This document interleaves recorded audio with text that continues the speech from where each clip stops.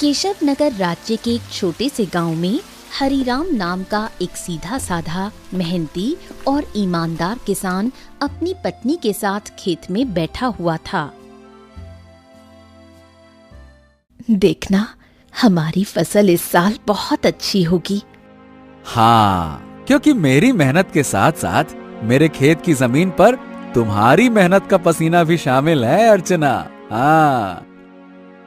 नहीं, सारे गांव में केवल तुम ही मेहनती और ईमानदार हो। तुम्हारे पास जमीन तो कम है, लेकिन तुम्हारा दिल बहुत बड़ा है। कुछ देर बाद दोनों पति पत्नी घर चले गए।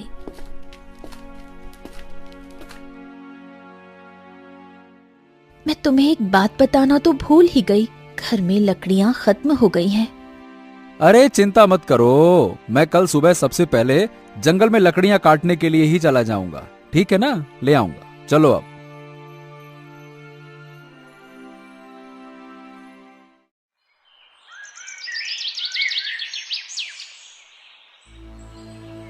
अगली सुबह हरिराम लकड़ियां काटने के लिए जंगल चला गया।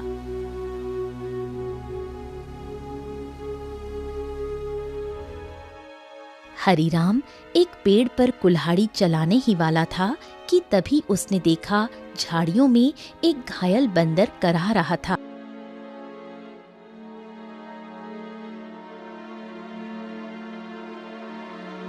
हे भगवान, बाप रे, इस बंदर को तो लगता है किसी ने बुरी तरह से घायल कर दिया है। जरूर किसी जंगली जानवर ने इसके ऊपर हमला किया होगा। बताओ भला, बेचारे का हाथ खून से भरा हुआ है। ओहो हो। हरिराम बंदर के पास बैठा था। काश तू बोल सकता तो बता सकता कि तेरी तकलीफ कहाँ है। फिलहाल तो तेरे हाथ में खून दिख रहा है, लेकिन जिस तरह से तू दर्द से तड़प रहा है ना, बाप रे, तकलीफ तो कहीं और ही है। उसी समय वहां एक साधु आ पहुंचा। कौन हो तुम और बंदर से क्या बातें कर रहे हो? प्रणाम साधु महाराज, मैं तो बस लकड़ियां काटने के लिए जंगल में आया था। इस घायल बंदर को देखा तो इसके ऊपर तरस आ गया। लगता है किसी जंगली जानवर ने हमला किया है इसके ऊपर। देखिए ना, इसके हाथ से खून बह रहा है, लेकिन जिस तरह ये दर्द से तड़प रहा है, मुझे तो लगता है कि इसे कहीं और ही तकलीफ है।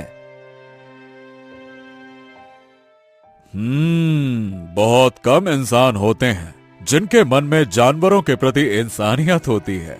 रुको रुको रुको। ओम। इतना बोलकर साधु मंत्र पढ़ने लगा। अचानक रंग बिरंगी किरणों से बंदर का जख्म सही हो गया। हाँ, अब ये बंदर तुम्हें बता सकता है कि इसकी तकलीफ कहाँ है। इतना बोलकर साधु वहां से चला गया। बंदर उठकर खड़ा हो गया। मेरे कंधे में बहुत दर्द हो रहा था। हाँ, अब अच्छा लग रहा है। एक शेर ने मुझ पर हमला किया। मैं बचने के लिए दूसरे पेड़ में कूदा। शेर का पंजा मेरे हाथ में लगा और मेरा हाथ घायल हो गया। मैं पेड़ ही नहीं पकड़ पाया और मैं जैसे ही नीचे गिरा, बाप रे बाप, मेरे कंधे में बहुत चोट लग गई थी। अरे, तुम तो बिल्कुल मनुष्य की आवाज में बात कर रहे हो। ये कैसे संभव हुआ? जब साधु ने मंत्र पढ़ा ना, तब मुझे ऐसा लगा कि मेरे अंदर बात करने की शक्ति आ गई है। मैंने बोला और मेरी आवाज तुम तक पहुंच गई। लगता है ये चमत्कार साधु बाबा ने किया है। हाँ।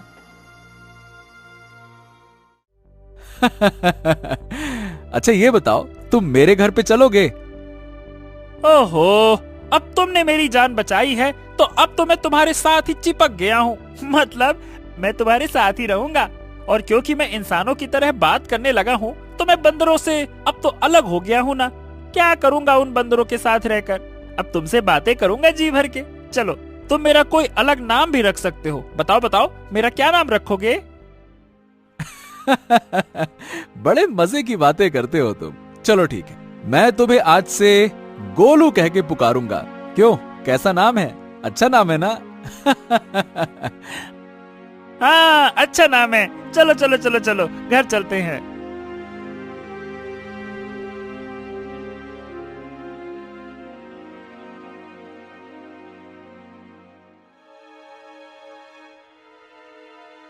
अरे, ये जंगल से तुम बंदर को क्यों पकड़ लाए?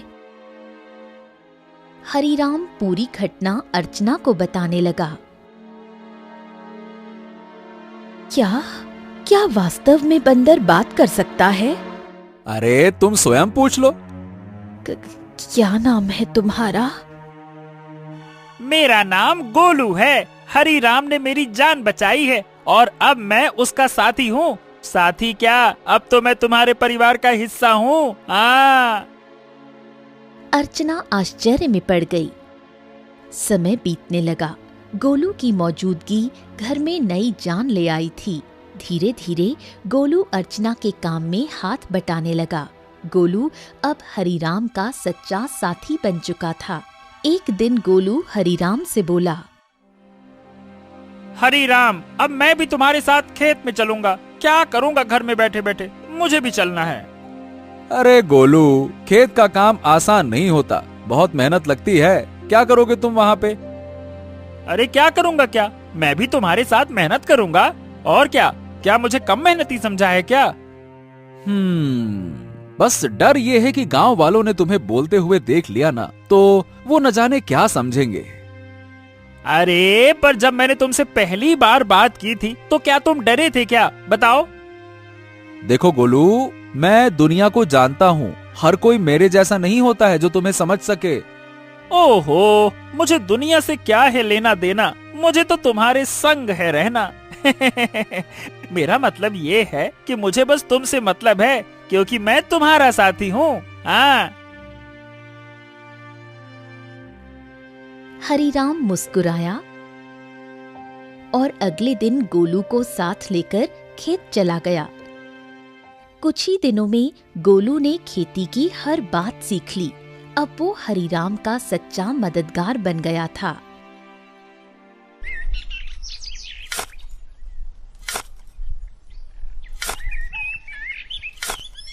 हरीराम, अरे आज की मिट्टी तो बहुत भारी लग रही है।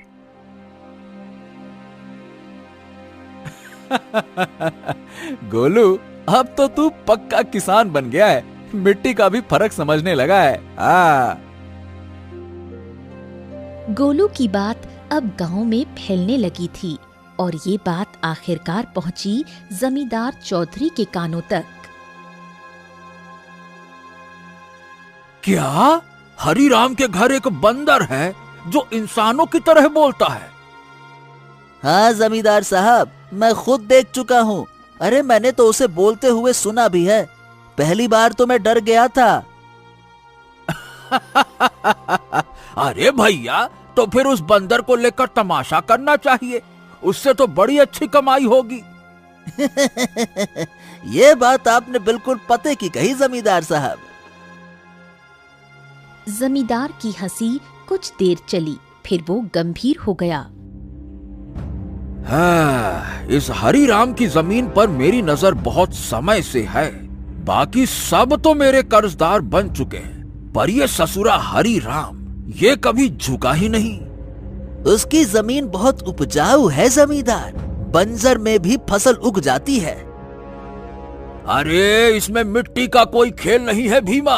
उसकी किस्मत और सितारे बुलंद है, पर जिस दिन वो सितारे गिरेंगे ना, उसी दिन ये खेत मेरा होगा और हरीराम मेरे कदमों में होगा, देख लेना तुम।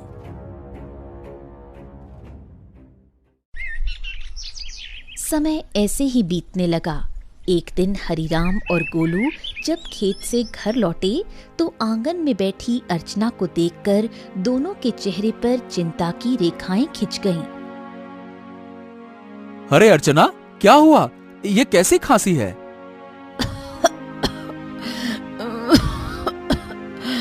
कुछ दिनों से खांसी हो रही है, अब तो दिन ब दिन और भी बढ़ती जा रही है।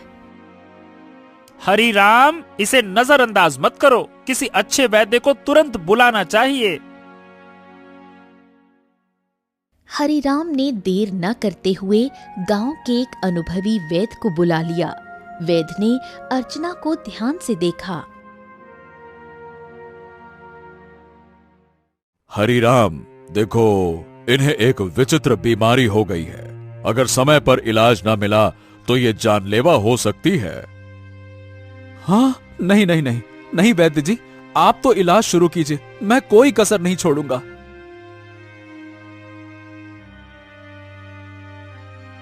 उस दिन से हरिराम का सारा धन अपनी पत्नी के इलाज में लगने लगा। हफ्तों बीतते गए और एक दिन ऐसा आया जब उसकी सारी जमा पूंजी खत्म हो गई। उस दिन हरिराम घर पर अकेला बैठा था।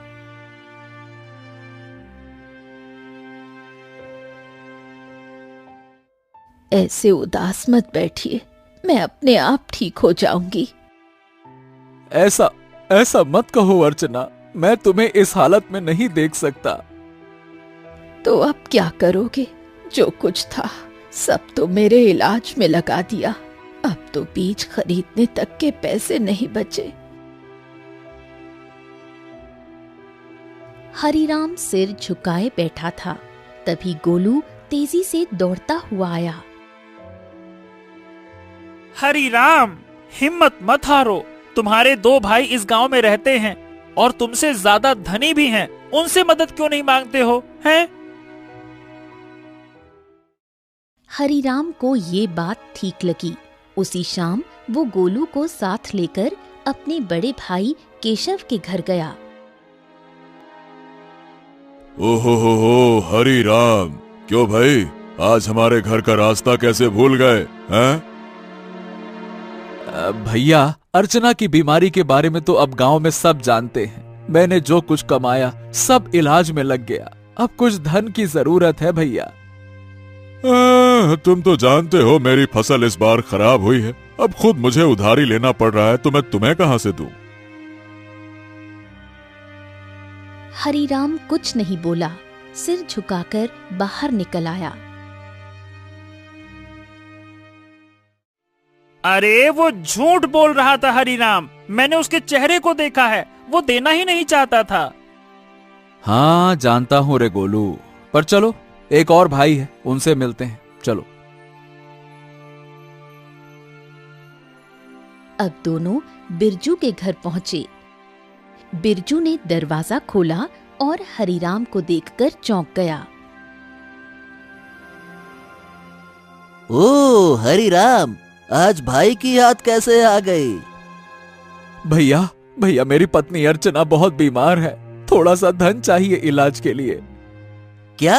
अरे बंटवारे में वैसे भी तुझे ज्यादा जमीन मिल गई थी, उसे बेच नहीं देता? मेरे पास धन का पेड़ लगा है क्या जो मांगने चला आया? झूठ मत बोलो भैया, सच तो यह है कि तुमने और केशव भैया ने मेरे हिस्से की जमीन भी दबा ली थी। मुझे 6 बीघा जमीन मिलनी थी, बस 2 बीघा मिली है, 2 बीघा। अरे निकल जा यहाँ से, अगर कर्ज लेना है तो जमींदार के पास जा, मुंह उठा के चले आते, भाग यहाँ से।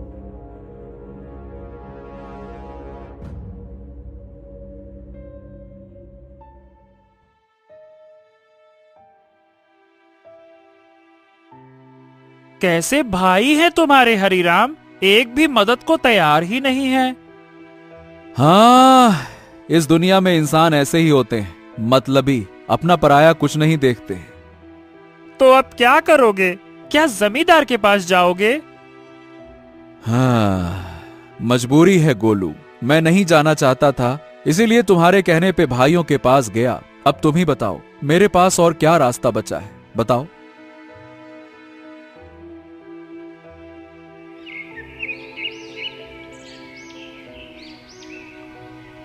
अगले दिन हरिराम और गोलू जमींदार की हवेली में जा पहुंचे। उम्मीद उसे कम थी, मगर अपनी पत्नी की खातिर उसने खुद को झुका दिया था। मैं जानता था हरिराम, एक न एक दिन तू चलकर मेरी हवेली में जरूर आएगा भैया। आपने बिल्कुल सही कहा था मालिक, जब तक इसकी किस्मत चमक रही थी तब तक बहुत अकड़ में चलता था। अब देखो कैसा मुरझाया मुरझाया सा खड़ा है।